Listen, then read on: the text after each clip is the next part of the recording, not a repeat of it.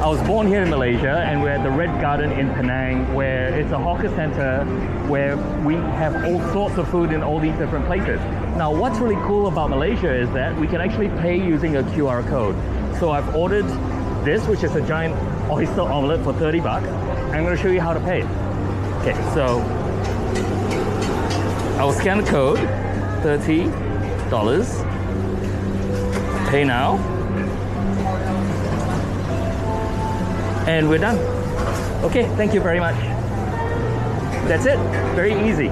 A money lesson I remember learning growing up in New Zealand was to start saving as much as you can and as early as you can. I remember ASB coming into my primary school with the elephant piggy banks and telling us to put any spare pocket money in there, which really stuck with me for saving for university and then saving to go on exchange for 5 months to the UK, which I definitely needed because I wanted to do lots of travel and the exchange rate was pretty crazy over there, which is a tip I have.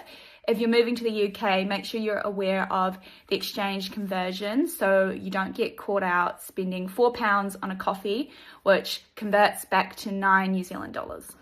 When I was 18, I moved to the States where I worked as an au pair for a year, and there were quite a few money challenges that I came across that were just different from what happens here in New Zealand.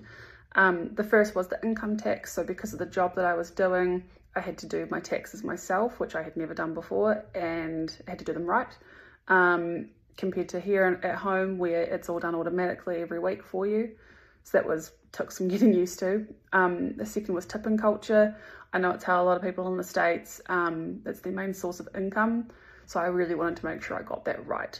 I found an app that was a huge lifesaver. So I put in the type of service I had, how good I thought the service was, how much it cost, and it would spit out a number at the end about a recommended tipping amount. So it was awesome. And the third was health insurance, and still having to pay for appointments and medications even though I had health insurance. So health insurance was something I paid for, but then having to find a couple of $100 when at the end of an appointment when the payment was due, because I assumed it was taken care of from health insurance, that it wasn't. So I learned that one very quickly. So I have spent half my working life in Singapore and half in New Zealand. And I think a key money difference that a lot of people may not know is that in Singapore, as part of your annual remuneration package, you tend to have something called the 13th month bonus. It's pretty much the norm in your standard employment contract. And that means, imagine if you're paid monthly, in December, you just get 2 times your monthly salary, which is incredibly lovely when you're heading into Christmas, New Year, and the silly season. Certainly made, festivities and gift buying and all that kind of stuff. It just lightened the load, made it not really a worrisome thing at all. Fast forward to when I moved to New Zealand about 10 years ago, that was not the norm for sure. Makes you a lot more intentional with your budgeting as you plan ahead. Makes the idea of saving intentionally for your spend towards the end of the year becomes really quite important. And I remember being fascinated with the idea of like Christmas clubs and grocery stores having these schemes where you kind of pay ahead in order to afford what you needed at Christmas. And I used to think, why would people need to do that? And then I realized very quickly, yes, there's definitely a market for that, and I can understand it. When I was in my early 20s, I was like, a lot of other Kiwis. I moved to the UK to do my OE. At the time, I was working my first job. I wasn't really thinking about money management, let alone doing it. But moving to London really changed that for me because the pay cycles there are monthly. You'd be very hard-pressed to find that in New Zealand because they're mostly weekly or fortnightly. It was a real shock to the system going from a regular known quantity of wages every week to having money coming in once every 4 weeks, sometimes once every 5 weeks, depending on how long the month was. And that can make it a lot harder to budget for your kind of weekly grocery shop when you're only getting paid once every 4 weeks. So I would definitely attribute not even the way they budget, just like budgeting in general to living in the UK. I think one of the main differences I noticed when I moved over from the UK, having lived in the UK all my life, being brought up there, and then moving to New Zealand later in my life, that the difference was quite stark with regards to sort of more tax advantageous kind of saving schemes for individuals.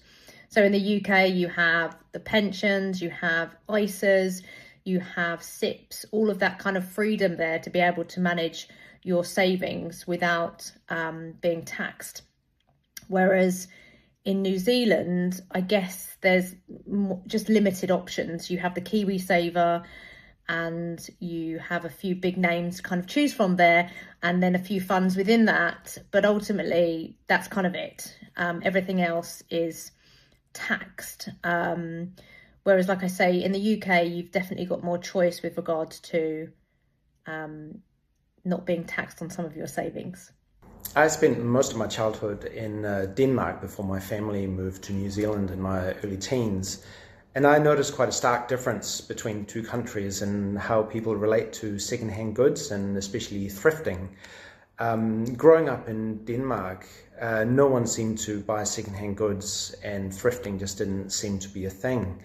I just distinctly remember going to the dump with my dad and seeing all kinds of useful things that I wanted to take home and tinker with in the workshop. But I always got the impression that that really wasn't an okay thing to do and wasn't socially acceptable. And then when I got to New Zealand, it was completely the opposite. Buying secondhand and thrifting seemed to be a thing to be proud of, and was, for some people, a hobby. Op shops are a destination. If you go to a new city, it's like, where are the best op shops? And everyone's proud of that thing that they got for free at the dump and didn't have to pay for. And it's a very different and quite delightful attitude, I find. When I travel abroad, I think one of the biggest misconceptions I come across that people have about Americans and their money is that we are all rich. Not true. America has a pretty massive wealth gap. So in New Zealand, 1% of the population owns about 14% of the wealth. In the States, 1% of the population owns about 31% of the wealth. So it's a pretty massive gap. Our minimum wage is only $7.25 an hour federally. And if you work in certain industries like hospitality, where you're getting tipped, or in certain disability employment programs, legally allowed to get paid even less. It's interesting too, because America had very different pandemic policies from a place like New Zealand, and yet we still saw all the same economic problems. Our housing costs shot way up, inflation shot way up. And so there's really a lot of Americans out there struggling right now. And I think that kind of goes against maybe some of the stereotypes or ideas people have about Americans and their money. My work experience comes from mainly two countries, Singapore and New Zealand. Both have a work-based saving system where a percentage of our salary set aside for retirement. In New Zealand, we have KiwiSaver. In Singapore, there is a central provider fund, or we call it CPF. Overall, the system looks similar, but the contribution levels are very different. In New Zealand, employers contribute about 3%, and employee can contribute up to 10%. In Singapore, employers 17% and employee 20%. Another difference is income tax.